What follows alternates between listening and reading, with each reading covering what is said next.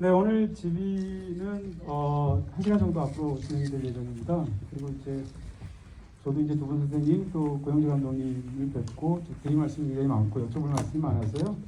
앞부분에 한 중반까지는 제가 그 질문을 드리는 시간으로 진행을 하도록 하고요.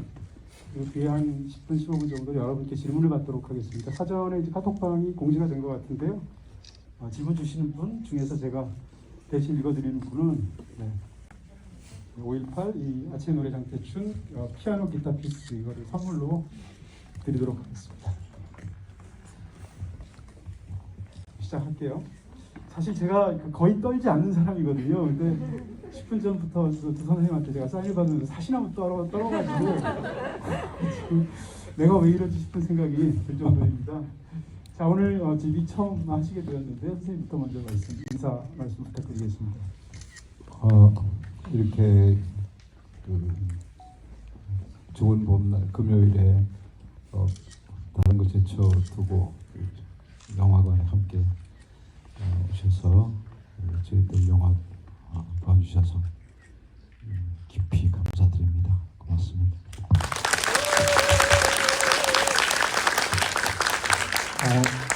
저에게는 이 공간이 물론 이쪽으로 이사 온 지는 별로 안 됐지만요, 거의 10년 전부터 지속적으로 관계 맺음을 해왔던 저한테는 굉장히 소중한 극장입니다. 이 소중한 극장에서 제가 좋아하는 우리 이동진님과 그리고 관객 여러분과 같이 이렇게 GV를 하게 돼서 너무 기쁩니다. 더군다나 매진이어서 더더욱 기쁘고요. 반갑습니다.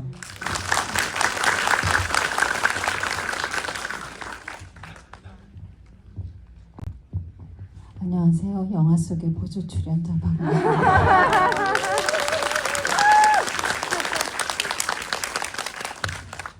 네, 사실 두 선생님은 무대에 정말 많이 서셨을 텐데요. 다양한 무대, 거리에 있는 무대부터 시작해서 거대한 그 무대까지 많이 치셨을 텐데 이런 집위에 본인들이 나오는 그 주인공이 된 그런 다큐멘터리로 하신다는 것은 또 다른 느낌일 것 같습니다. 어떤 느낌이신지? 사실은 좀 실감이 안 나죠. 저희가 쓰는 무대는 노래하면서 바로 만나는 이제 분들인데 지금은 이제 영화를 보시고 나서 영화를 보신 건지 안 보신 건지 그런 실감이 잘 안 나가지고요. 뭐라고 해야 될지 잘 모르겠어요. 지금 눈빛들을 보면 다들 꿀이 떨어지시기 때문에 영화를 아마 음악과 영화를 충분히 즐기시지 않았나 싶습니다.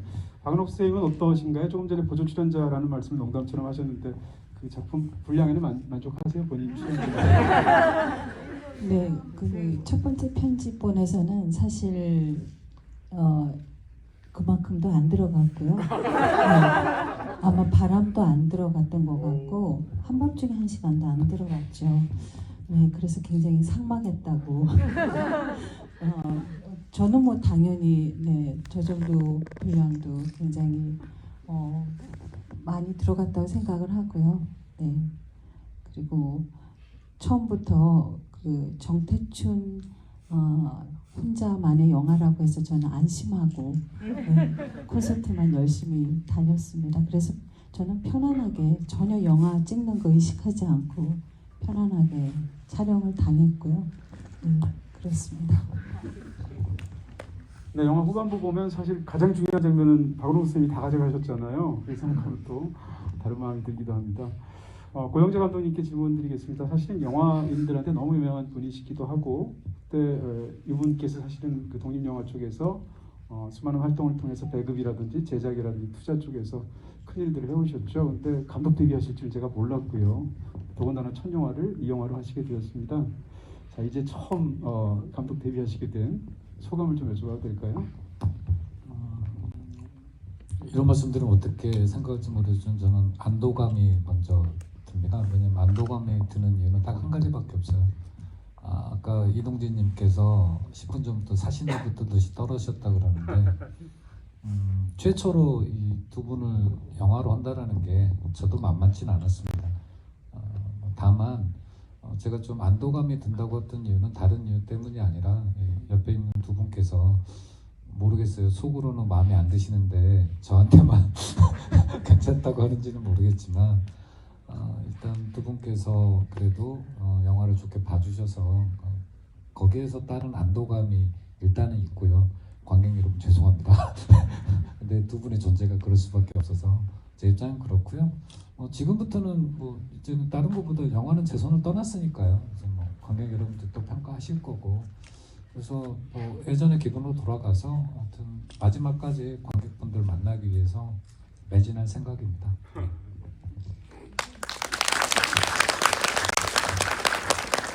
저는 그 매진이란 말을 다른 매진으로 들었습니다.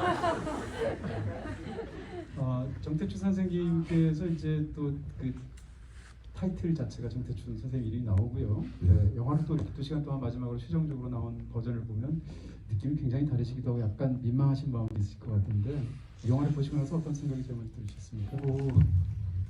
여러 가지 생각이 있죠.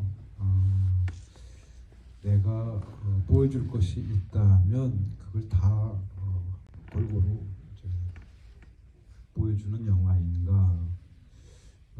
또 그다음에 내가 어떻게 이제 그 이미지 메이킹이 될 것인가.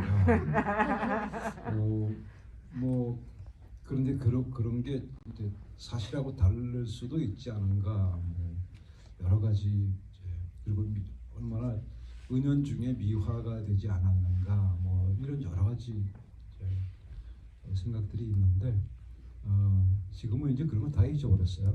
잊어버렸고 그냥 이거는 감독의 작품으로 그냥 던져졌습니다. 나는 그 일에 협조를 했고 그리고 이제 한 인간이 영화를 통해서 미화되는 것은 굉장히 위험한 부분인데 그렇게 되지 않으면서 사람들의 즐길 거리 꼭 이걸 어떻게 즐겨 이렇게 골치 아픈 거를 이제 하는 사람들도 있겠지만 아무튼 수많은 영화들 중에 한 영화 그리고 수많은 창작자 또는 예술인들 중에 한 사람의 에피소드로 받아들여 주셨으면 합니다.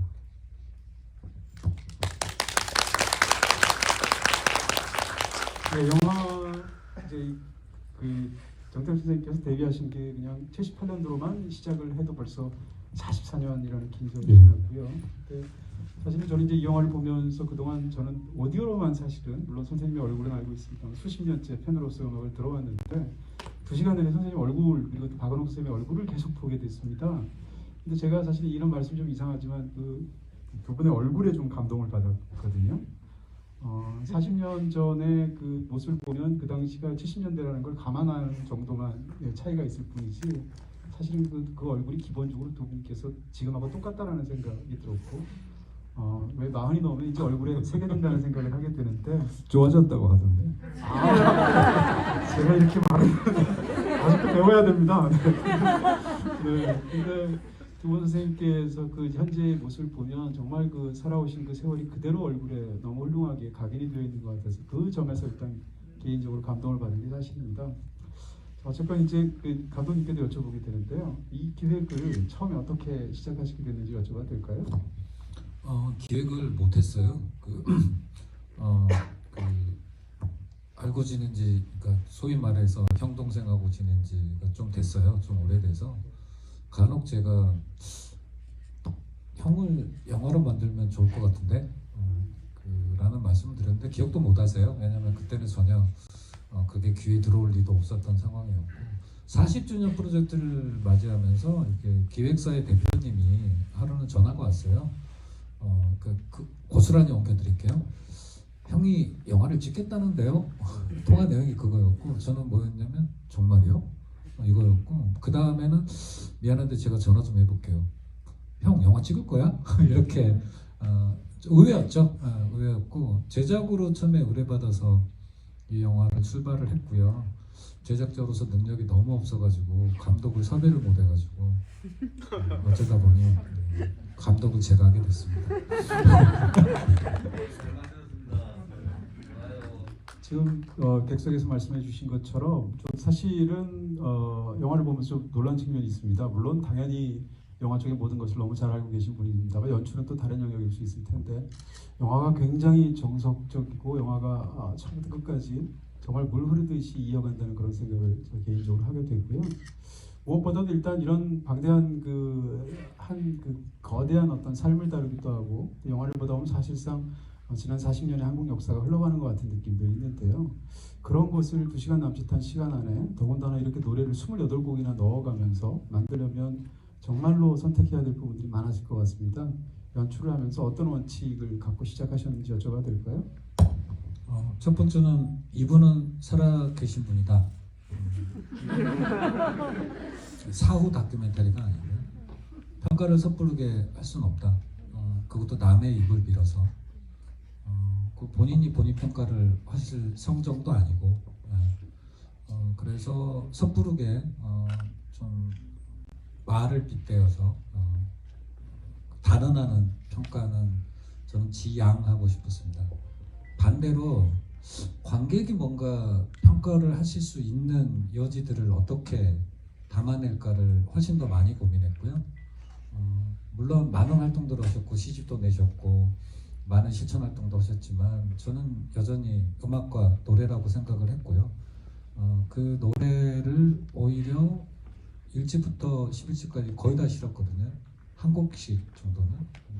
한번 보시다 보면 이분의 변화 과정 내지는 공통점, 고민 이게 드러날 거라고 저는 개인적으로 생각해서 원칙은 어떤 분이 저는 적절한 비유라고 생각해요. 음악이 주인공인 영화구나 이 영화는 그 속에 정태춘이 있구나 라고 느끼셨으면 좋겠다라는 평가 개인적인 소망과 바람이 있었고 그거를 이렇게 뭐 이런 입장이면 죄송하지만 너무 영화를 이성적으로 볼 게 아니라 마음으로 만약에 온전하게 받아들인다라면 본다라면 충분히 거장들의 평가가 아니더라도 관객 여러분들은 온전하게 평가하실 수 있을 거다 그런 믿음을 갖고 계속 작업을 했습니다. 네, 영화 속에서 이제 뭐 이영희 씨나 강원 씨나 이런 분들께서 말씀을 해준 것이 이제 저한테도 큰 도움이 되었는데 이해에 사실 이제 이런 영화를 만들 때 굉장히 중요한 게 아카이빙일 것입니다. 이 수많은 방대한 자료들, 방송 자료들, 노래 자료들 등등을 다 모으셔야 될 텐데 제가 읽어본 자료에 따르면 이 정태춘 선생님 특유의 어떤 그 극중에서도 이제 그 강원 씨가 그런 말을 하잖아요. 학자 같은 굉장한 꼼꼼함과 섬세함을 가진 그런 아티스트다라는 표현을 쓴 적이 있는데 상당 부분은 실제로 정태춘 선생님이 갖고 계셨던 어떤 그 자료들이었던 것 같습니다. 기초 자료 정도랄까. 물론 분량은 많은데 이제 그게 다 영화에 담기지는 못했고요. 초기 때부터 공연 팜플렛이나 더러 공연 포스터, 그다음에 티켓 뭐 이런 공연과 관련된 어떤 인쇄물에서부터 그다음에는 공연 실황 녹음 테이프 또는 실황 영상 그런 것들하고 그리고는 금요철폐 운동하면서 그 만들어졌던 수많은 이제 문건들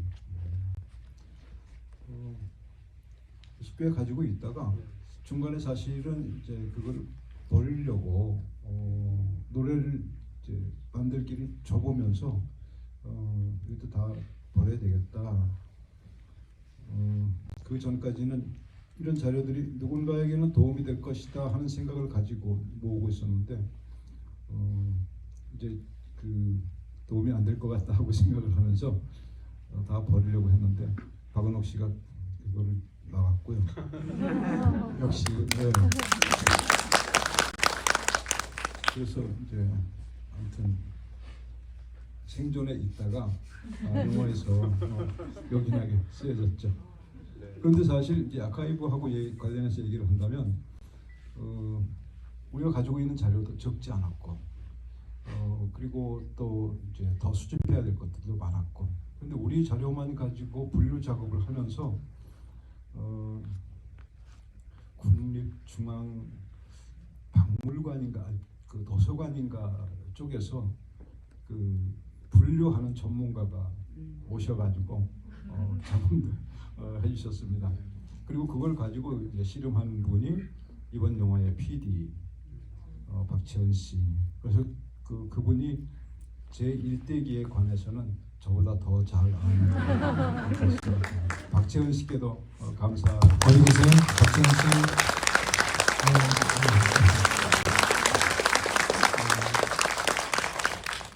네, 그래도 그 준비 그 수많은 과정을 통해서 새롭게 또 발굴된 그런 자료도 많았었죠. 이제 저는 또 놀란 것들 중에 하나가 이 초반에 나왔던 예전 그 방송 자료들 보고 사실 10대 가수상 때 신인상 받으신 모습이나 두 분 토크쇼 나와서 연애할 때 만든 노래 얘기 이런 것들 보면서 굉장히 신선했거든요. 이런 걸 포함해서 특별히 귀하게 이번 그 다큐멘터리 만들기 위해서 발굴하신 어떤 자료가 있다면 어떤 걸까요?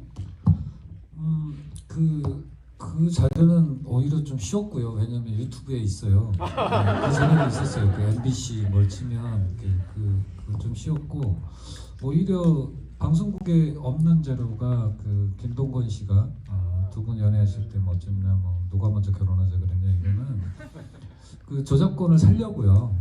그 VHS 탭으로 갖고 계셨거든요. 그래서 저작권을 제가 살려고 갔더니 방송국에 없더라고요. 그래서 그냥 공짜로 써도 되나 보다라고 했는데 돈을 또 내라 그러더라고요. 자기들도 갖고 있지 않는 자료 우리가 썼는데 그런 자료가 저는 그랬고, 두 번째 레어템은 한밤중에 한 시간. 네, 그거는 카세트 테이프이 한 거의 20개 정도 카세트 테이프이 있었는데 워낙 우리가 시각에 집중을 하다 보니까 좀 늦게 들었어요. 근데 서울 부산 공연에서부터 아마 애기 노래마당에 출발했을 건데, 부산 공연을 계속 듣는데 가다가 찌직 그래서 이거 도대체 쓸 수 있을까 하다가 서울 공연 둘째 날인가 공연에 한밤중에 한 시간이 쭉 나오는데 안 끊기는 거예요. 심지어 멘트도 죽여요. 거기에 이제 캐릭터까지 살아 있잖아요. 고집대로 합니다. 그리고 어차피 심의에 걸릴 거기 때문에 이런 어떤 그 공기에 있어서도 이미 두 분은 심의에 대한 의식도 좀 했고, 그 보컬로서의 어떤 본인의 감성을 가지고 또 재밌게 이렇게 공연을 했던 모습이 있어서 좀 그거가 저는 그거에서 이런 말씀드리면 새벽에 울었어요. 이거 살릴 수 있다. 그래서 되게 그 장면이 너무 인상 깊고, 마지막은 어떤 자료도 거기에 뭔가 의미 부여를 해야 그게 소중한 자료로 되잖아요. 제가 꼽은 세 번째 소중한 자료는 박은호 님이 찍으신 창작 접고 이제 절망하면서 가족 공유하시고 사진 찍으시고 그랬을 때 가장 집에서 옆에서 찍으신 사진이 아치의 노래 나오는 그 모든 사진이 박은홍 님이 찍으신 사진입니다. 저는 그게 저한테는 아주 인상 깊은 자료였습니다. 그러면 선생님도 또 사진전을 하셨지 않습니까? 그럼 두 분께서 다 사진도 잘 하시고, 또 아까 사인 받다 보니까 제가 글씨 자체가 물론 영화에서 나오게 됐지만 글씨 자체도 너무 또 멋진 그런 또 필체를 보여주셔서 이거 잠시 이제 사진은요, 제가 아주 오래전에 사진 공부를 잠깐 해서, 그때는 디지털 사진이 아니고요, 필름으로 사진 공부를 해서 형상 인화까지 했었는데, 그냥 사무실에 인화할 수 있는 또 이제 조건이 안 돼서 접었다가, 정태춘 씨는 이제 디지털 카메라가 나오기 시작하면서 필름에 신경을 안 써도 되니까 그때부터 이제 사진을 찍기 시작했고, 까마득한 후배다 이런 말씀. 네, 그렇습니다. 그래서 이제 그 노래를 안 만들겠다고 하면서 노래로 표현을 해야 되는 사람이 그걸 닫아버리니까 스스로 뭔가 자꾸 다른 걸로 사진을 찍거나 배우지도 않았는데 그냥 가족을 갖고 가방을 만들거나 이런 시간을 오래 보냈죠. 네, 영화를 이제 보통 이런 그 뮤지션의 일대기를 다루는 다큐멘터리를 만들 때 제목을 흔히 그 뮤지션이 만들었던 노래에서 따오는 경우가 굉장히 많습니다. 이 영화도 마찬가지인데요. 근데 거기서 이제 그 뮤지션, 아티스트 두 분을 지금 보시거나 또 정태춘 선생님을 보시는 감독의 시각이 저는 고스란히 들어있다고 생각하거든요. 제목을 뽑는다는 것은 굉장히 중요한 일일 것이고, 근데 아치의 노래라는 제목으로 뽑으셨고, 실제로 영화 속에서 다른 노래들을 영화 속에 삽입된 것하고 달리 아치의 노래는 폰트부터 시작해서 그것을 묘사하는 방식이 굉장히 차이가 있습니다. 다시 말하면 정태춘 선생님의 어떤 이 일대기를 다루면서 그것을 아치의 노래로 대표하시고 싶었던 건데요. 거기에 대한 감독님의 말씀을 좀 듣고 싶습니다. 뭐 이 얘기 들으시면 기분 나빠질 수도 있는데 그래도 말씀을 좀 드리자면 유효한 절망이라고 저는 생각을 했고요. 정대춘님에게도 왜냐하면 그 절망의 시간이 되게 짧지 않았고 과연 그렇게 했던 그 절망들이 온전하게 지금 현재 극복이 됐나? 저는 그래도 진행형이지 않나 이런 생각을 저는 개인적으로 했고요. 근데 그 절망의 이유가 자세하게 말씀 못 드리겠지만 저는 굉장히 공감이 많이 돼요. 저도 사실은 97년도 IMF 이후에 저도 사실은 갈 길을 잘 못 잡고 있습니다. 여전히 제가 그 전에 옳다고 느꼈던 이념은 이미 낡은 것이 되어버렸고 현실에 맞지도 않고 과연 어떤 삶의 방향, 어떤 사회의 방향이 올바른 건가라는 생각을 할 때도 섣부르게 제가 뭔가를 규정 내리기가 되게 어려운 남 핑계 대지 않고 그냥 제 내면에서 나오는 그게 굉장히 좀 슬프고 절망스러운 부분이 상당히 많습니다. 저는 그런 부분이 여전히 저한테도 있고요. 그래서 뭐 저 때문에 아치 노래란 얘기를 한 게 아니고요. 근데 그러한 부분들이 어찌됐든 이어져 왔다고 저는 개인적으로 봤기 때문에 제목은 당연하게 저는 희망적인 부분이라든가 어느 시인의 마을 떠나가는데 아니면 그냥 아무 제목 없이 정태춘 뭐 이렇게 할까라고 고민을 했다가 그래도 정태춘이 절망했던 이유에 대해서 조금이라도 공감이 있을 수 있다라면 저는 좋겠다 싶어서 아치의 노래라고 이름을 정했습니다. 그 제목을 처음 전해 들으시고 선생님 어떤 생각이 드셨나요? 찬성하셨나요? 잘 골랐다 그랬죠. 잘 골랐다고 탁월한 선택이었다고 얘기했습니다. 그러니까 이제 선생님을 생각하면 우리가 떠오르는 이미지가 크게 두 가지가 있지 않습니까? 초기 그러니까 한 5집 정도까지 우리가 알고 있는 정태춘 선생님의 굉장히 향토적이고 서정적이고 너무나 아름다운 그런 노래들을 떠올릴 수 있고요. 그리고 80년대 후반부터 뭐라고 할까요? 음악을 직접 실천하는 일도 역시 중요시하게 하셨던 그 다음에 선생님의 어떤 사회적인 모습을 저희가 떠올리게 되는데 영화를 보면서 좀 놀랐던 것 중에 하나는 제목도 그렇고 아치의 노래를 부르실 때 바로 앞에 직전에 무대에 선생님이 그런 말씀했던 걸 제가 기억하는데요. 이건 자본주의에 대한 고별 선언이다라는 말을 하신 적이 있고요. 그리고 영화의 마지막이 정동진 3이라고 해야 되나요? 네. 정동진 3이 흐르게 되면서 그 내용은 사실상 문명 이전의 어떤 원시적인 시원을 이렇게 희고하는 것 같은 그런 훨씬 더 큰 거대한 그런 노래지 않습니까? 그런 면에서 이 영화를 보고 나면 우리가 알고 있는 선생님의 두 가지 모습이 아니라 또 다른 것들을 영화가 자신의 제목과 엔딩을 통해서 이렇게 또 다른 면모를 비춰주는 측면이 있는 것 같습니다. 이런 것에 대해서 감독님과 선생님이 생각을 좀 듣고 싶은데요. 그 부분에 대해서는 되게 옆에 계신 분이 아주 찐팬이시라요. 제 말씀은 옆에서 좀 대신해 주시지. 어떠셨어요? 갑자기요? 저는 사실 이 영화 제가 어떤 시사에서도 말씀드렸는데요. 사실 저는 개인적으로 이 영화를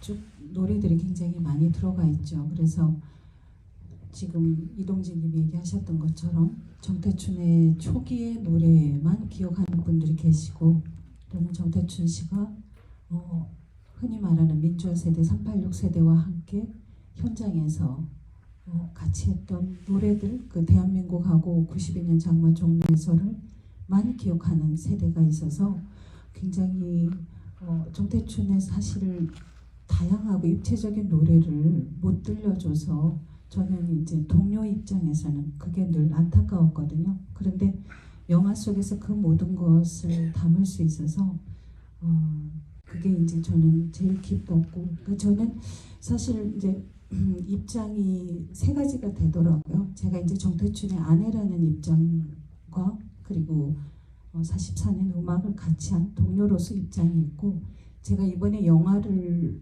통해서 이 영화를 한 10번 이상 본 것 같아요. 그러니까 편집 끝나고 나서 감독님이 이제 보여주셔서 봤고 또 작년에 영화제에 3번 초대돼서 영화제 갔을 때 정태춘 씨는 안 봤고요. 저는 열심히 들어가서 이 영화제마다 들어가서 봤고, 오늘도 그러셨죠. 아니 오늘은 못 봤습니다. 오늘은 다른 MBC 들렸다 오느라고요. 그리고는 이제 그 3월에 마지막 편집이 끝났다고 파일을 보내주셨는데 그것을 받고, 그리고 밤중에 혼자 정태춘 씨가 잘 때 저 혼자 깨어서 이 영화를 여러 번 보면서 내가 왜 이 영화를 이렇게, 제가 영화를 굉장히 사실은 좋아하는 사람이거든요. 그래서 사실 이동진 씨가 매년 그 같이 진행하는 아카데미 시상식도 꼭 빼놓지 않고 보는 사람이거든요. 그만큼 영화 좋아하는데, 그런데 이렇게까지 10번 가까이 영화를 왜 볼까? 저는 객관적으로 보고 싶은가 보다 이 영화를 처음에는 그렇게 생각했어요. 그런데 생각해 보니까 영화 속에 정태춘의 노래들이 있어서 그 노래들을 자꾸 들으러 가는 거예요. 그러니까 무대에서 저희가 라이브로 할 때 노래와 또 영화를 통해서 보는 노래가 조금 다르더라고요. 그래서 나는 정말 정태춘이라는 그 뮤지션을 정말 존경하는 찐팬이구나 라고 그래서 저한테는 세 가지 입장이 있는 것 같습니다.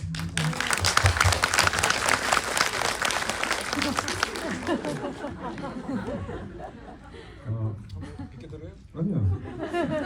흔히들 이제 제 음악을 분류할 때 초기에 이제 가속적이거나 서정적인 부분, 그 뒤에는 실천적 또는 뭐 진보적 또는 좀 직선적, 이 두 부분으로 이제 나누는데 나는 그거에 동의하지 않습니다. 사실 그 두 번째 부분은 내가 창작자로서 이제 동의할 수 있는 것은 대한민국 앨범 거의 하나예요. 직설적이고 거친 말들. 그리고는 그 뒤에 종로에서라는 노래도 그렇게 거친 노래 아닙니다.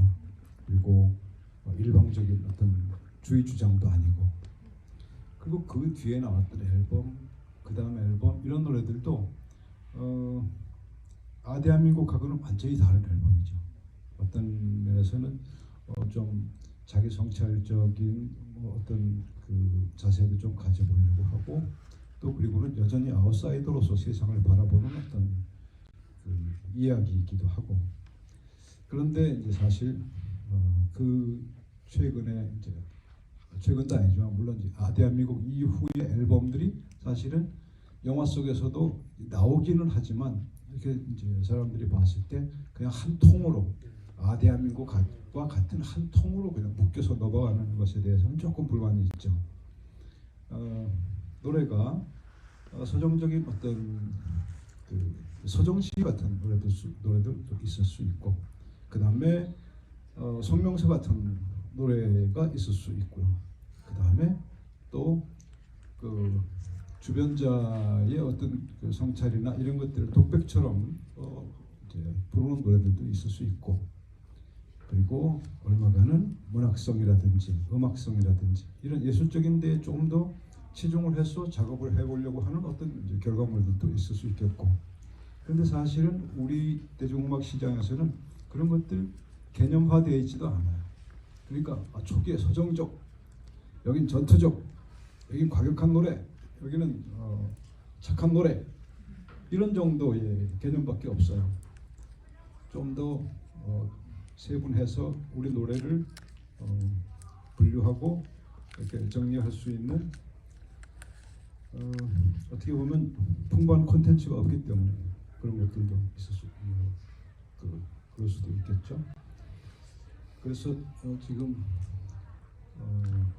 제 얘기는 아무튼 그런 이분법으로 내 노래를 분류하는 것은 조금 자세히 들여다보지 못한 것 아니겠는가 하는 본인으로서의 불만이 좀 있다 하는 말씀을 드립니다.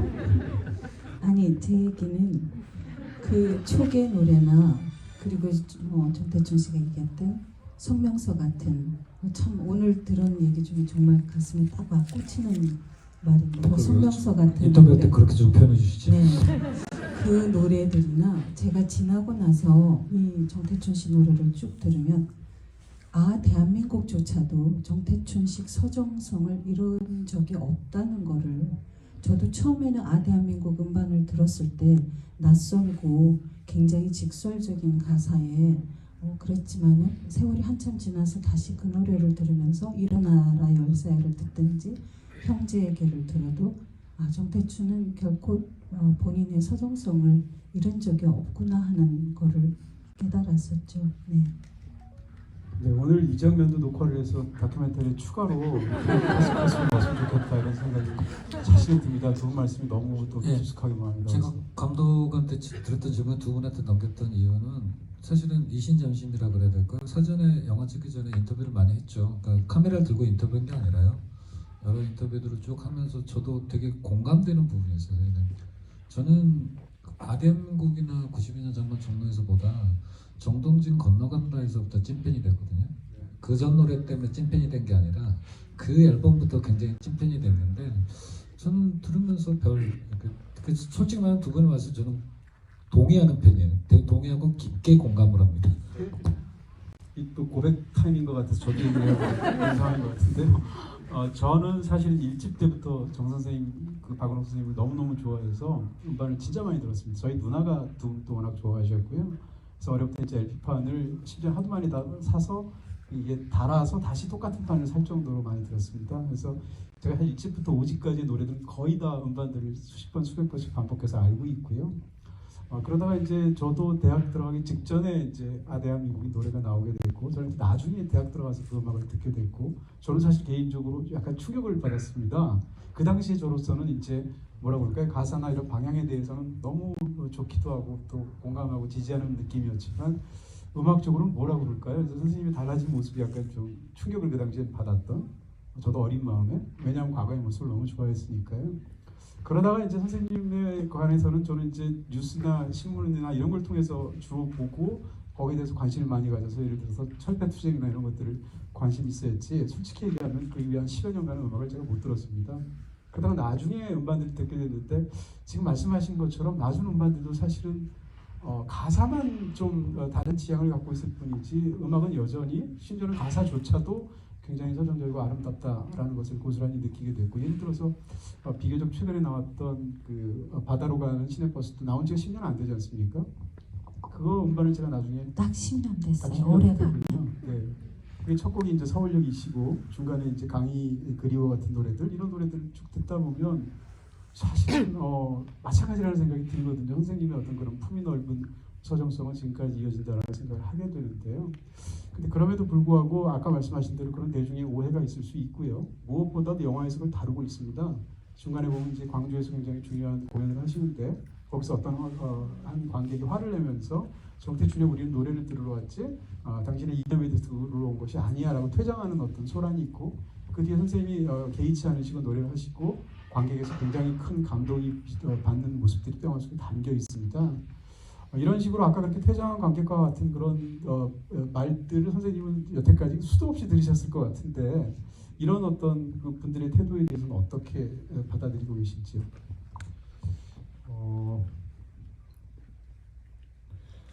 우리가 많이 활동할 때 80년대 말 90년대 초 이쯤에는 인터넷이 그렇게 활발하게 지금처럼 그렇게 삶의 전체를 장악할 정도로 이런 상황이 아니었기 때문에 그리고 SNS도 굉장히 낮은 단계였고요.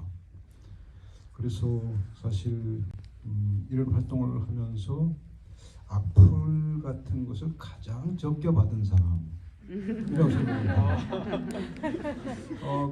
그리고 SNS가 많이 이제 아주 활발해지면서 그런 시기에는 사실은 내가 빠져들었습니다. 그리고 우리가 얘기하는 문화예술인들에 대한 그 블랙리스트에도 제 이름은 없어요. 이미 이 사람은 보이지 않았던 거죠. 그래서 그러니까 최근 10년, 15년 이런 정도는 사실 제 활동은 없습니다. 없고 발언도 없었고 92년 장마 종로에서 그 앨범을 낼 때 단 2달 창작 작업을 단 2달 했고 앨범을 내놓고 앨범 홍보 조금 했고 그런 정도밖에 안 했기 때문에 이를테면 지금 이제 질문하신 대로 어떤 노래에 대한 어떤 거부감 이런 것들 제가 크게 받아본 적이 없어요. 조금씩 어떤 공연장에서는 중간에 나가면서 환불 받아서 나가시는 분도 계시고 또는 그런 정도지. 그러니까 강력한 어떤 그런 쇼킹한 그런 이제 뭘 받아본 적은 없죠. 그럼 그 영화 속에 등장했던 그 장면에서 그 소란을 보셨을 텐데 무대에서 그런 거 보면 사실 당연히 마음이 흔들리는 부분이 있을 텐데 물론이죠. 전혀 개의치 않으시는 것처럼 보이시더라고요. 그렇진 않죠. 조금 이제 당황하죠. 그리고 이제 관객들이 분위기가 확 바뀌잖아요. 그럼 그 관객들의 느낌이 그 무대로 바로 이제 전달이 된단 말이죠. 그렇지만 그런 게 그 비슷한 예는 전에도 조금씩 있었으니까 처음 받는 아주 그 난감한 상황은 아니었죠. 근데 참 재밌었던 게요. 저희가 그 2019년도 40주년 콘서트를 21개 지역인가 했었거든요. 근데 그 5.18이라는 노래를 부를 때 어떤 지역에서도 그런 상황이 발생 안 했는데 광주에서만 그랬고요. 또 어떤 분들은 그거조차도 노래 퍼포먼스인 줄 알았다고 얘기하시는 분도 계셨어요. 왜냐하면 이제 공연장이 크니까 가까이 계신 분들은 그분이 말씀하시고 나간 거를 잘 들으셨겠지만 멀리 계신 분들은 이게 무슨 상황인가, 이것도 노래 연장선상인가, 그렇게 얘기하신 분도 계셨죠. 네. 근데 관련해 가지고 다른 데서 그 얘기를 못 했는데 지금 어떻게 이 선생이 그 이야기를 이제 끌어내신 것 같은데, 내가 어떤 사람들에게 불쾌감을 주는 사람인가, 그리고 또 어떤 사람들에게 위협적인 존재인가. 그런데 이렇게 보면 내가 우리 사회에서 싫어하는 사람들이 있어요. 참 나쁘다. 이렇게 하는 사람들이 있죠. 그런데 나는 아주 일부의 어떤 아주 소수의 그 포스팅 말고는 내가 누구로부터 너는 굉장히 위험하고 나는 너 정말 싫어 막 이렇게 세게 공격받은 적이 없어요. 나는 누군가를 분명히 싫어하고 그네들을 한편으로 공격을 하는데 그래서 나와 비슷한 사람들과 연대를 하는데 나는 그런 공격을 받아본 적이 없단 말이죠. 아주 심각하게. 그래서 제가 근래에 이제 그렇게 15년 뭐 이 정도 좀 활동을 열심히 안 해서 그런지 모르지만 좀 애매하기도 합니다. 그래서 내가 누구한테 정말 뭐랄까 자극을 줬을까? 누구에게인가? 그리고 잘 모르겠어요. 네, 지금 또 그 자연스럽게 이야기가 이제 5.18에 관한 얘기를 하고 오늘 지금 선물로 드릴 것도 그런데 또 이 영화의 개봉이 5월 18일입니다. 그리고 이제 저도 두 분께서 아마 이제 정확하진 않은데 제가 알고 있는 정보에 따르면 결혼하신 게 80년 5월로 제가 알고 있는데요. 그러니까 뭐 저 직접적인 당연히 그건 이제 우연이지만 이런 것들을 생각하면 사실은 5월 18일 날 이 영화가 5.18을 더군다나 영화의 후반부에서 중요하게 더 5.18이라는 노래도 있고 영화 속에. 근데 5월 18일 날 개봉하는 건 일부러 그러신 건 아니죠, 감독님? 맞춰서 개봉하시는 건가요? 아니요. 전혀 우연인 거예요? 예, 우연입니다. 선택지가 딱 두 가지밖에 없어요. 5월 17일 개봉, 5월 18일. 그러면 그럼 당연히 무조건 5월 18일이죠. 당연히 그래서 제 마음의 경쟁 영화는 범죄도시 2기 때문에 그래서 범죄도시 2가 언제 개봉합니까? 그랬더니 5월 18일이요. 5월 18일. 예, 그렇습니다. 맞짱 뜨는 기분으로 그러셨던 거였군요. 이 영화에서 사실 굉장히 좋았던 게 아까 박은옥 선생님도 그런 말씀하셨는데 사실은 이제 뭐라고 할까요? 음악 다큐멘터리 저도 굉장히 좋아하거든요. 볼 때마다 이제 많은 어떤 감질 나는 느낌이 있냐면 저 노래 너무 좋아하는데 한 30초 나오고 말고 한 1분 나오고 말고 이러면 더 듣고 싶은데 이런 마음이 있습니다. 근데 이번에 제가 주의 깊게 영화를 봤는데 영화의 몇몇 노래들은 심지어 6분씩 나와요. 그게 사실 어떻게 보면 음반에 있는 버전보다도 더 길게 나온다는 얘기고, 특히 2019년도에 있었던 그 40주년 기념 공연을 또 촬영을 굉장히 아름답게 영화가 했지 않습니까? 화질부터 시작해서 앵글이나 여러 가지 부분들까지. 그래서 그것을 정말 콘서트장을 가장 좋은 환경에서 즐기는 것 같은 느낌이 있어서 아까 선생님이 10번 보셨다는 얘기를 하셨는데 그런 게 아닌가 싶은 생각이 있습니다. 근데 감독님께 여쭤보고 싶은 것은 한정된 시간에서 사실은 정태춘 선생님의 어떤 특정한 시기의 어떤 문제를 다뤄도 2시간 러닝타임 모자랄 것 같거든요. 제가 볼 때는. 그때 이 삶도 다루고 음악도 다루고 이 모든 걸 다 다루는데 그 속에서 노래를 28곡을 넣고 그 중에 6분씩 노래를 막 한 3곡 넣고 이렇단 말이에요. 이것은 감독으로서 사실 아티스트에 대한 어떤 태도가 정해져 있지 않으면 불가능한 일이라고 생각이 듭니다. 그런 감독님의 어떤 선택에 대한 얘기를 좀 듣고 싶습니다. 잘한 선택인가요?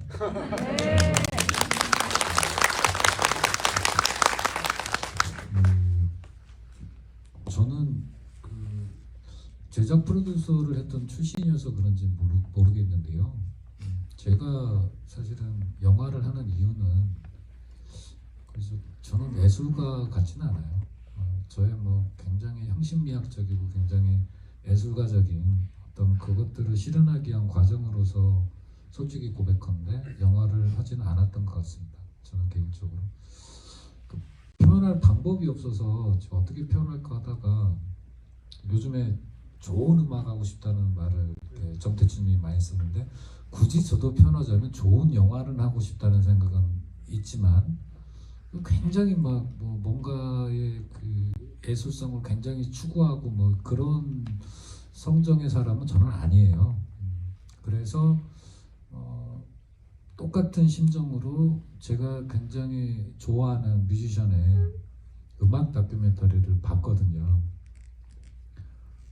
듣고 싶은데 안 나와요. 계속 뭔가 평가를 해. 그쪽은 또 영상 아카이브가 엄청나게 많지 않습니까?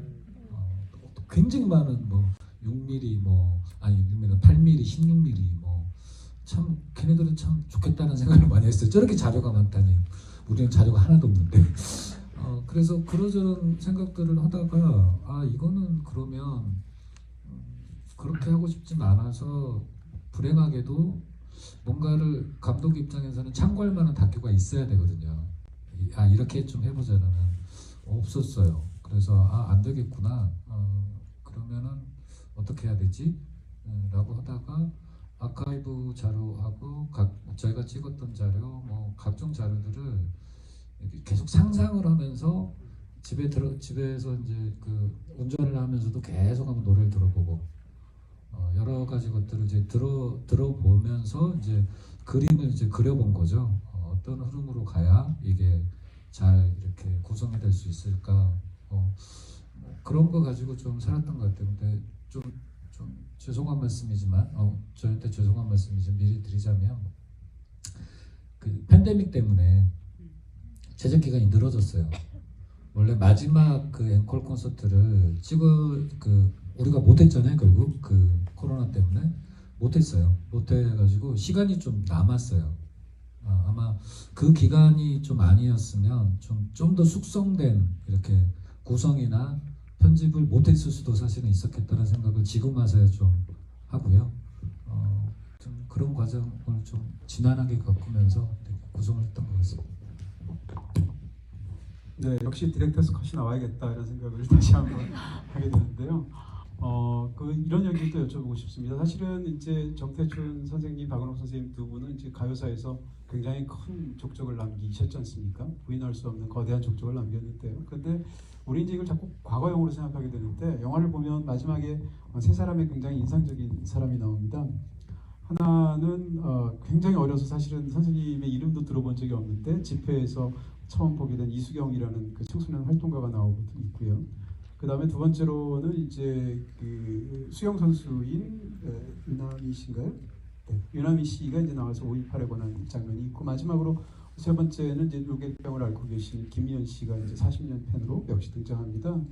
이 세 사람에 관한 에피소드가 마지막에 세 번 이어지고 그리고 나서 이제 정동진 3으로 끝나거든요, 영화가. 그러니까 이 세 분의 존재가 사실은 그 이전까지는 선생님의 세월을 그대로 따라오고 있는데 이 마지막 세 명에 관한 에피소드와 선생님을 같이 엮음으로 인해서 선생님의 현재적인 의미 같은 것을 감독님이 탐구하신 것처럼 저한테 느껴져요. 이 부분에 대해서 감독님과 또 그것을 보셨던 또는 직접 겪으셨던 선생님에 대한 이야기 좀 듣고 싶습니다. 저는 덧붙일 말씀이 없습니다. 정확하게 제가 생각했던 우리 제작진이 생각했던 방향과 저는 정확한 거는 현재성을 거창한 어떤 다른 사람들에게 찾는 것보다는 굉장히 유명한 사람한테 찾는 것보다는 관객들로부터 좀 현재성을 좀 찾아보자라는 의도가 명확하게 저는 있었고요. 그래서 저한테는 굉장히 행운이라고 생각을 합니다. 다만 이 자리에도 그 중에 한 분은 또 나와 계시거든요. 근데 맨날 창피하니까 소개는 안 시킬게요. 언제 어딘가 있을 거예요. 아무튼 이수경 씨라고요. 근데 그 친구는 저희가 처음 알게 될 때는 이게 인권활동가라고 하는 그런 명명이 아니었어요. 그 선생님의 정년퇴직 때문에 전태춘님의 팬이셨고 선생님이 그래서 좀 인연이 닿았던 거지. 그때부터 이분이 인권활동가냐 아니냐 이게 저희한테는 중요하지 않았는데 그 이후에 이제 이분도 그 활동들을 계속 하셨던 거죠. 그래서 정확하게 현재 그 당시의 위치로서는 인권활동가라고 표현하는 게 맞겠다 싶어서 했던 거지. 그런 인연 때문에 이분을 찾았던 거는 아닙니다. 네.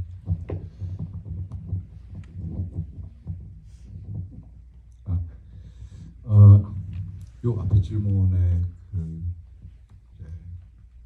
곡수가 28곡이나 되고 긴 거는 1000곡이 막 다 나가고 그러면서 아카이브도 써야 되고 이제 이 선생님 그런 얘기 하셨는데 저도 감독이 굉장히 힘들었다 싶습니다.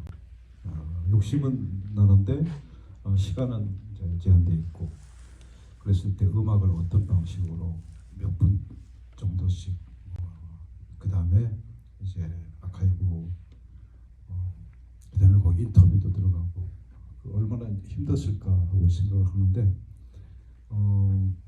아주 뚝심 있게 밀고 나가면서 음악을 중심에 두겠다 그렇게 하면서 우리들의 죽음 같은 노래는 사실 상당히 그 객석에서 끝까지 듣기 좀 힘든 노래일 수도 있거든요. 그리고 어떤 사람들한테는 나는 너무 이제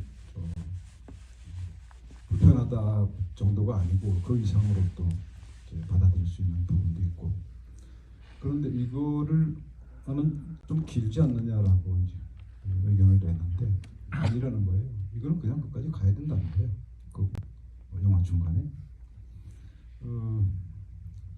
그래서 이제 아주 자기 중심을 튼튼하게 가지고 가는구나 하는 느낌을 받았고요. 그 다음에 뒤에 세 분의 에피소드 그분들 지금 좀 전에 감독님 얘기한 것처럼 이제 우리가 일부러 찾아서 캐스팅 해가지고 이렇게 한 분들이 아니고 영화 찍는 과정에서 어떻게 알게 되고 인연이 되거나 이렇게 연결이 되거나 이렇게 자연스럽게 이제 들어오신 분들의 일화들이 영화에 들어온 거죠. 그리고는 영화적으로는 어떤지 영화 기술적으로는 어떨지 모르겠지만 그것들이 전체 이야기가 끝난 지점에 세 분이 툭툭툭 이렇게 이제 배치가 돼가지고 이 영화의 또 다른 어떤 그 색깔을 만들어내는데 지금 운이 좋았다고 이야기를 하시는데 굉장히 운도 좋았지만 또 그런 편집도 상당히 좋았다고 생각을 합니다. 시간이 좀 많이 가서 마지막 질문 두 선생님께 드리고 여러분 질문을 그동안 하셨던 걸 제가 대신 질문 드리도록 하겠습니다. 영화를 보시면 아무리 이제 두 분 선생님을 잘 아는 그런 고 감독님이라고 할지라도 어쨌건 남이 보는 어떤 한 사람 본인 두 분의 일생이지 않습니까? 그런 것을 두 분께서 보시면서 무엇보다도 40년 넘게 음악적으로나 삶으로나 동지이면서 동반자인 그 서로의 어떤 그 관계에 대해서 굉장히 생각을 많이 하셨을 것 같은 생각이 드는데요. 선생님께서 이 영화를 보시고 나서 뭐 새롭게 느끼셨다거나 아니면 그냥 원래 느꼈지만 더 강화된 어떤 생각이 있으시다면 서로에 대한 이야기 좀 말씀드릴 수 있을까요? 여쭤볼 수 있을까요? 우리 부부요. 부부세요? 그 고전 출연자라고 이제 스스로 낮춰 이야기하는데 그리고 영화에서 다소 좀그 나오는 비중이 작고 그리고 타이틀은 그냥 내 이름으로만 툭 이제 가버리고 그래서 조금 미안하죠. 사실 내 활동에 있어서 박은옥 씨가 미친 영향 적지 않거든요. 이를테면 창작 단계에서 내 노래를 가장 먼저 듣고 의견을 제시한 사람이기도 하고 그 다음에 공연장에서 내 멘트에 관련해서도 의견을 내거나 하는 분이기도 하고 평소대로 얘기하세요.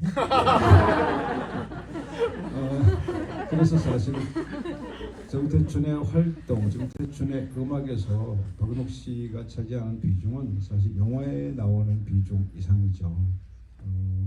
그래서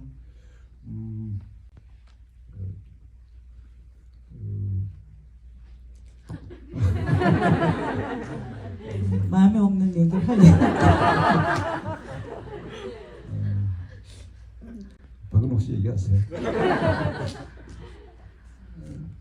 저는 영화 보면서 아마 여러분들하고 다르게 제가 느끼는 지점이 한 군데가 있을 것 같아요. 그때는 이제 아내의 입장이고 동료의 입장으로서 대출해서 이제 끌려가고 나서 자막으로 정태춘은 그 오랫동안 노래 만들기를 그만뒀다라는 자막을 읽을 때마다 제가 눈물이 나거든요. 그거는 이제 가장 옆에서 저 사람이 어떤 마음으로 그 노래를 그만뒀는지 그리고 또 어떤 마음으로 그 시간들을 지냈는지 너무 잘 알아서 그래서 그 한 줄의 자막에도 제가 그걸 볼 때마다 울컥울컥해서 아마 그게 이제 어쩌면 관객의 입장하고 저의 입장하고 조금 다른 부분인 것 같고요. 그리고 이 영화가 제가 얼마 전에 그런 얘기했어요. 고영재 감독한테 이 영화가 만들어질 운명이었나 보다. 왜냐하면 20년 가까이 노래 만들기도 그만뒀었고 그리고 방송 출연도 사실은 20년 넘게 안 해서 저희가 2019년도 40주년 콘서트 할 때 그때 20년 만에 TV 출연을 했거든요. 근데 저는 정태춘 씨가 다시는 안 한다 그러면 저도 못 하거든요. 근데 어느 날 갑자기 자기가 하겠다 그러면 저는 배신감 들 때도 있어요. 그런데 그렇게 했던 사람이 2019년도에 영화를 찍는다는데 허락을 했다 그래서 어떻게 허락을 했을까 그랬는데 아마 그때 그 40주년 프로젝트를 할 때 너무 많은 분들이 정태춘을 무대에 세우기 위해서 너무 많은 사람들이 애를 썼기 때문에 그 이제 콘서트뿐만 아니고 무슨 학술대회까지 있었고 그리고 정말 많은 미술인들이 40주년 헌정 전시회까지 해주시고 책도 뭐 출판도 이러니까 정태춘 씨가 못한다고 참아할 수 없어서 그러면 내가 다 내놓겠다 그러는 시점에 이제 영화 얘기가 들어와서 그렇게 영화가 시작이 됐고 그리고 저희가 이제 공연 다닐 때 1년 동안 계속 모든 공연장을 다 찍었고요. 그래서 저희가 이제 콘서트 때 관객들이 카메라가 들고 왔다 갔다 하니까 불편하실 수 있을 것 같아서 제가 무대 위에서 이제 늘 안내 말씀을 드렸어요. 농담처럼 지금 정태춘 씨 다큐를 찍고 있는데 퀸에게 보헤미안 랩소디가 있다면 정태춘에게 정동진 3이 있다. 그 두 노래가 거의 7분 이상 되는 노래니까 그래서 이제 그렇게 설명을 쭉 드렸고, 그리고 아까 말씀하신 영화 뒷부분에 나오는 세 분의 얘기가 저는 그 영화 속에서 그 부분이 정말 좋거든요. 왜냐하면 평생을 저희 얘기만 들려드렸는데 사실은 저는 늘 여러분들의 얘기가 궁금했어요. 어떤 때 정태춘 노래를 옆에 두고 들으셨는지, 어떤 여러분들의 스토리가 저는 참 궁금했는데 영화 속에서 그렇게 정말 우연처럼 그 세 분들의 얘기가 영화 속에 만나져서 정말 참 감독이 운이 좋다고 생각합니다.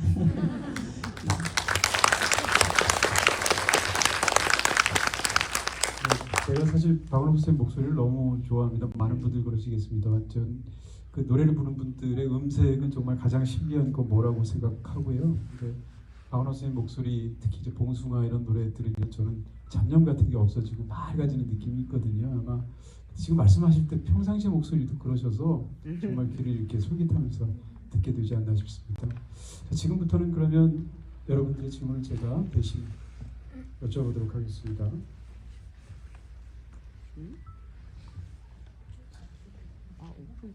질문 너무 길게 해주셔서 다른 거 먼저 읽겠습니다. 네. 지금 목소리 먼저 얘기하신 분이 있어 먼저 읽겠습니다. 질문 드리겠습니다. 눈물 흘리는 제이지님이신데요. 두 분 목소리가 너무 좋으십니다. 정 선생님 목소리는 깊은 울림과 파워풀한 목소리라면 박 선생님 목소리는 따뜻하게 감싸주고 슬프지 않게 너무 곱게 울려 퍼지는 목소리라서 큰 위로가 됩니다. 이런 두 분 목소리가 서로 닮아지는 것도 같고 노래를 듣다 보면 참 조화롭게 들리는데 두 분이 연습하시면서 이렇게 된 걸까요? 아니면 원래 이렇게 된 걸까요? 라는 질문인데 네. 두 분의 어떤 목소리의 조화라고 할까요? 제가 느끼기에 정태춘 씨는 그 젊었을 때보다 지금 목소리가 훨씬 멋있고요. 젊었을 때의 목소리는 전 사실 조금 치겨어린 목소리라고 생각하거든요.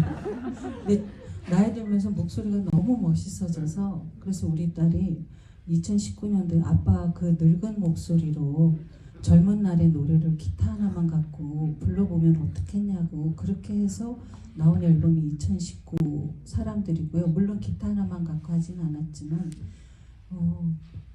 그래서 저희가 뭐 연습을 많이 해서 그렇게 된 것 같진 않습니다. 따로 코멘트. 아니요. 됐습니다.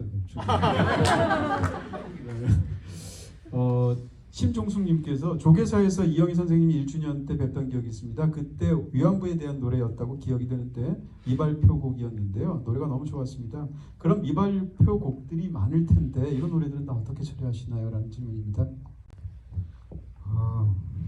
예, 그런 것과 대출이해서 또 싸움하면서 만들었던 곡, 또 윤금이와 관련된 노래, 많은 노래들이 있죠. 앨범으로 발표하지 못한 노래들. 그런데 아마 악보로 좀 남아 있거나 그렇지 않고는 아마 이제 얼마 좀 지나면 이제 없어지겠죠. 이영희 선생님 일주기 때 불러드린 노래는요. 이제 위안부 아마 그분이 기억이 이제 가물하셨나 봐요. 강제징용자들에 관한 강제징용자들이 그 일본에 끌려가서 거기서 돌아가셨는데 무덤도 없이 아무렇게나 묻혀져서 그 강제징용자들의 유골을 발굴하고 고향으로 돌려보내는 운동을 일본하고 한국하고 그리고 일본에 계신 뭐 민간 조총련 또 뭐 지식인들이 다 한 20-30년 동안 그 운동을 하고 계셨는데 저희가 그 초청돼 가지고 가서 정태춘 씨가 그때 만든 징용자 아리랑이라고요. 저도 참 좋아하는데 들려드릴 기회가 없어서 참 아쉽게 생각하는 노래예요. 네. 나중에 특별 영상으로 제가 찍어놓은 게 있거든요. 그래서 만약에 영화가 잘 되면요. 괜히 안 되는데 그거 하면 모양 빠질 것 같아가지고요. 준비를 하고 있겠습니다. 아닌 게 아니라 저기 N차 관람 얘기하시는 분들이 굉장히 많습니다. 실제로요. 제가 다 읽어드리진 못하고요. 이번에 아치님께서 질문하신 거를 좀 길게 하셨는데 마지막 질문을 제가 드리겠습니다. 선생님께서는 지금의 젊은 세대들과의 연결점을 느끼실 때가 있는지 또는 연민이라든가 혹은 하고 싶은 말들 같은 것이 생길 때가 있는지 궁금합니다라는 질문입니다. 젊은 세대하고 연결점이요. 나는 별로 없어 보이는데. 연민을 느끼신 적은 없네요. 연민을 글쎄 그랬을 수도 있을 것 같기는 한데, 그런데 우리는 사실 젊은 세대하고 저희 세대하고 너무 많이 다릅니다. 그래서 우리의 방식으로 젊은 세대들에게 우리의 방식으로 세상을 이해하고 바라보라고 얘기할 수가 없어요. 문명 자체가 다릅니다. 우리는 거의 전통사회 같은 시대에 태어났죠. 1950년대니까 그런 상황에서 지금 왔는데 젊은 세대들에게 내가 도움이 될 수 있을까 같은 말을 하는 게 너무나 다르기 때문에. 그런데 한편으로는 이제 그런 생각을 합니다. 연민 같은 걸 말씀하셨는데, 연민이라는 표현보다는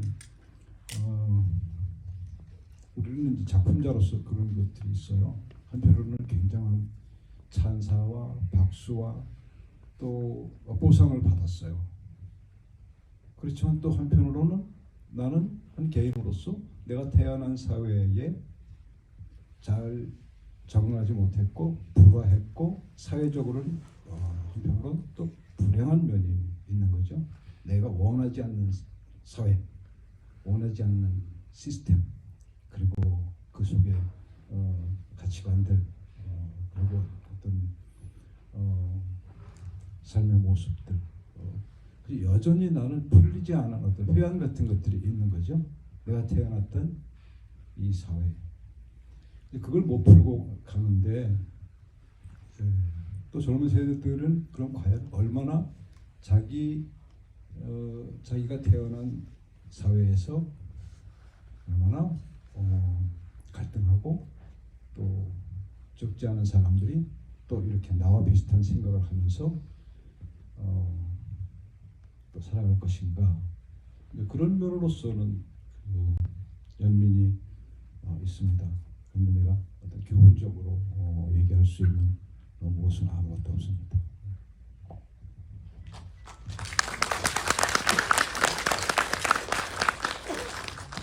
네, 이번에 이야기님의 질문이신데요. 가요의 사전 심의철폐를 가져와서 엄청난 변화를 만들어주신 장본인이신데 그 판결을 처음 들었을 때 그때의 느낌을 좀 여쭤보고 싶고요. 또 하나는 지금 가요계가 더 풀어야 할 것은 무엇이라고 현 단계에 생각하시나요? 라는 두 개의 질문입니다. 헌법재판소의 결정이 위헌이라는 판결이 나오게 되는 과정은 사실 느닷없이 이루어진 것은 아니고요. 그 전에 계속 이미 국회에서는 법 개정을 6개월 전부터 판결이 나오기 6개월 이전부터 개정 작업을 진행하고 있었어요. 그리고 문화관광부에서도 개정 작업을 하고 있었고, 그래서 거기에 이제 저도 문화관광부에 가서 같이 그 법률안을 가지고 같이 씨름을 하기도 했었고, 그리고 전반적인 분위기가 이제 그렇게 이제 흘러가고 있었기 때문에 그 직전에는 거의 절망적이다 하는 이제 그런 국면들도 있었지만 막판에는 아무튼 그런 이제 분위기로 가고 있었기 때문에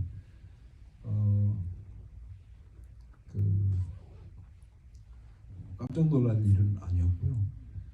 그렇지만 너무너무 감사하고 홀가분한 느낌이었죠.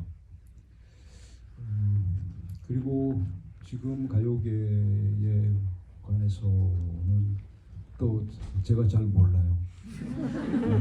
완전히 이제 산업화 속에서 노래는 더 이상의 개인의 상상력을 개인이 풀어내는, 그리고 개인의 이야기로 사람들과 만나는 그런 것이 아닙니다. 지금은 상업적인 시스템 안에서 모든 것이 이루어지는 상품이죠. 물론 그 상품 속에 여러 가지 메시지도 담을 수 있겠지만 어떤 시장 논리에 의하지 않고 우리 가요를 얘기할 수 없는 그런 지경이기 때문에 내가 거기에 뭐 이러고 저러고 말하고 싶지 않고 그렇지만 이제 고민하는 창작자들이 있다면 아무튼 우리보다 더 넓은 상상력, 우리보다 더 깊은 고민, 더 깊은 성찰 그런 노력들을 해주기를 바랍니다.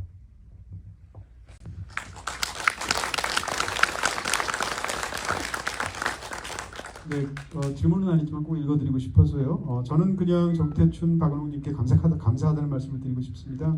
장르는 다르지만 음악하는 사람으로서 음악을 어떻게 대해야 하는지에 대해서 많은 것을 배웠습니다. 더불어 이 영화가 아니었다면 모르고 지나쳤을 이 아름다운 두 분에 대해서 알려주신 감독님, 제작자분들께도 감사의 말씀 전하고 싶습니다라는 의견 제가 전해드렸고요. 마지막으로 간단히 질문 2개를 드리고 마치도록 하겠습니다. 시간이 많이 가서요. 마지막에 한 5번쯤 되죠. 끝내고 싶지 않아서. 지희님께서 정태춘님이 영화 마지막에 자본주의를 비판하면서 자신이 바라는 이상사회가 문명이 발전되지 않는 사회라고 말씀하셨고요. 그런 곳을 여행하고 싶다고 하셨는데 이와 관련해서 혹시 앞으로의 활동 계획이 있으신지, 그리고 또 개인적으로 존경하시는 두 선생님께서 해외나 국내 아티스트가 있으신지 이런 질문 주셨습니다. 아무 계획도 사실 없고요. 그런 사회가 어디가 있었으면 좋겠다. 그런 사회를 한번 가서 살아보고 싶다. 그런 거죠. 그리고 네, 계획 없고 그다음에 뭐죠? 계획. 좋아하시는 또 존경하시는 존경한다기보다는 나는 누구를 잘 이렇게 존경을 하지 않는지. 내가 전폭적으로 이렇게 빠져들 만한 어떤 사람을 제대로 못 만나 있을 수도 그래서 그런지도 모르죠. 제가 좀 건방져서 그럴 수도 있죠. 저 오른쪽에 계신데요.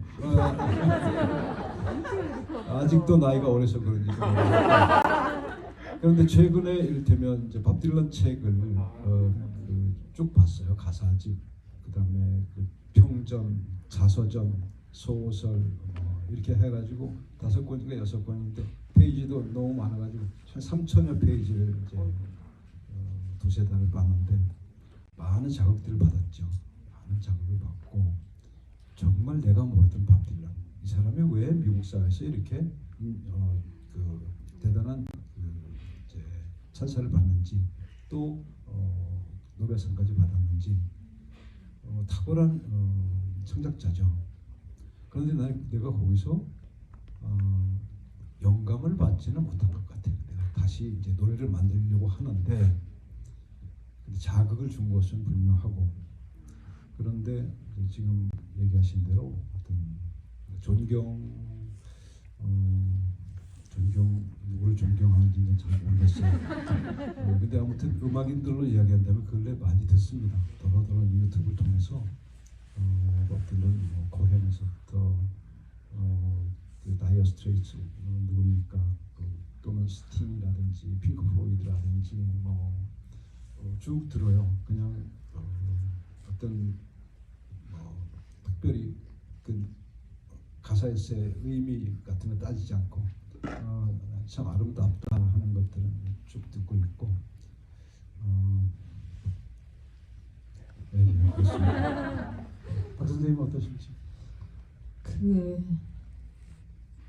저는 중고등학교 그리고 20대 초에 들었던 그 수많은 팝송을 정태춘 씨는 이제 70이 다 돼서 듣고 있고요. 전부 다 스승이세요. 전부 선배세요. 그리고 사실 제가 아내라서 음악가 정태춘에 대해서 얘기할 수 없었던 게 참 많아요. 왜냐하면 제가 참 천재다라고 얘기해도 동료로서 안 받아들이시고 아내가 저렇게 칭찬을 하나 이렇게 얘기를 하시니까 근데 제가 44년을 옆에서 봤지만 정말 천재 맞고요. 네, 천재 맞는 것 같습니다. 저는 절대로 가질 수 없는 재능이고요. 그리고 누구나 음악은 10대, 20대 때 들었던 게 평생을 가는 것 같아요. 그렇게 따지면 저한테는 김민기 선배님하고 양현 선배님이 제 10대와 20대 초를 굉장히 풍성하게 해주셨던 분들이라서 그 마음이 아직도 있고요. 그리고 정태춘 씨도 존경합니다. 네.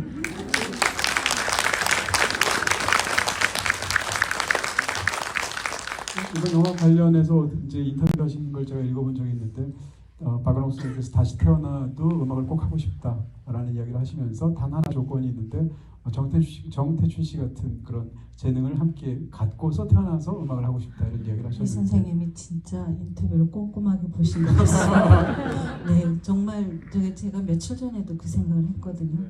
저는 만약에 죽었다가 다시 뭘로 태어나고 싶냐 하면 음악하는 사람으로 태어나고 싶어요.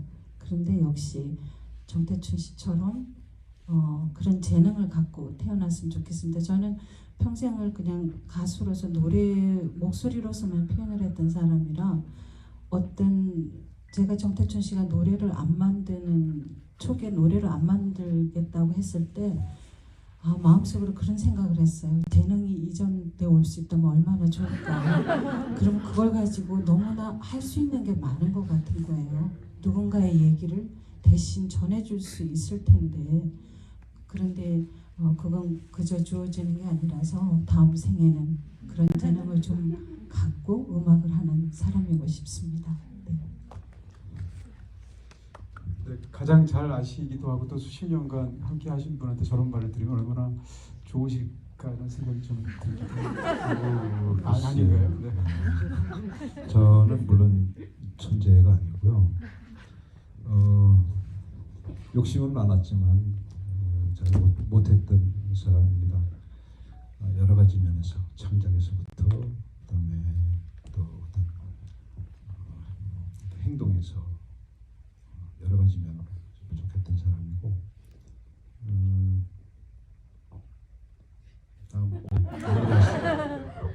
아니 근데 진짜 오늘 뭐 촬영하신 거 있으면 나중에 영상을 꼭 만들어서 오늘 두 분이 하신 말씀이 진짜 말 한마디를 하셔도 이렇게 쉽게 안 하시지 않습니까? 그런 것이 어떤 영상으로든 좀 남았으면 좋겠다는 생각이 개인적으로 들고요.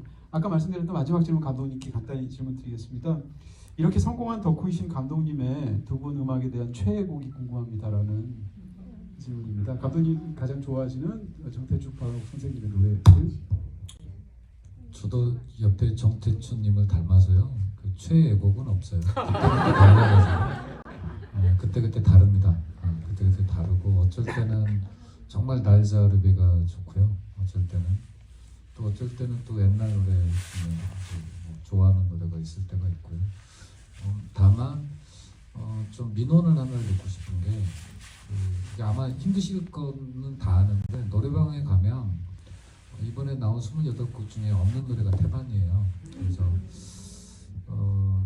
92년 정말 정말로 부르고 싶은데 없고 그래서 저는 간혹 이렇게 노래방을 가게 되면 친구들이 무조건 시인의 말을 일단 눌러놓습니다. 그거를 그때 제 주장은 뭐냐면 내가 이 노래를 불러야 대춘이 형이 저작권료를 더 받아 하면서 열심히 부르고 있고요. 그래서 건방지게 말씀드리자면 뭐 최애곡은 따로 없고요. 다 좋아합니다. 그때그때 달라요. 사실은. 네, 1시간 넘은 시간 동안 세 분께서 좋은 말씀 너무 많이 주신 것 같습니다. 간단히 소감 듣고 오늘 마치도록 하겠습니다. 인사 말씀 해주시고 마치도록 하겠습니다. 제 노래와 그 활동에 관한 어떤 40년간의 기록들이 일단락이 됐습니다. 그리고 저한테는 노래는 또 굉장히 복잡한 이야기이죠. 창작자로서 그리고 내가 한 시대를 살아가는 한 시민으로서 나한테는 노래가 있었고 그것으로 무엇인가를 해보려고 했고 또 한편으로 그 음악이나 문학적으로 흔히 얘기하는 예술적으로 뭔가 성취를 해보려고도 노력을 했었고 그렇지만 이제 그것들이 대략 이렇게 하려고 했던 것들이 이제 여러분들에게 보여드릴 정도로 일단락이 됐습니다. 저는 그 어떤 평가가 나올지 그것을 크게 이제 개념할 만한 그런 그 나이는 지났고요. 모쪼록 우리도 그냥 우리 긴 역사 속에 하나의 에피소드에 불과합니다. 인간도 그렇고 어떤 인간의 삶도 그렇고 그 관객들에게 편안한 마음으로 모르겠어요. 어떻게 소화가 되어야 이 영화관에서 영화 시장에서 내 노래가 어떻게 이 영화가 어떻게 소비가 되어져야 되는지 잘 모르겠어요. 근데 아무튼 복잡하긴 하지만 아무튼 일단락은 됐다. 그래서 편안하다 이렇게 마무리하겠습니다.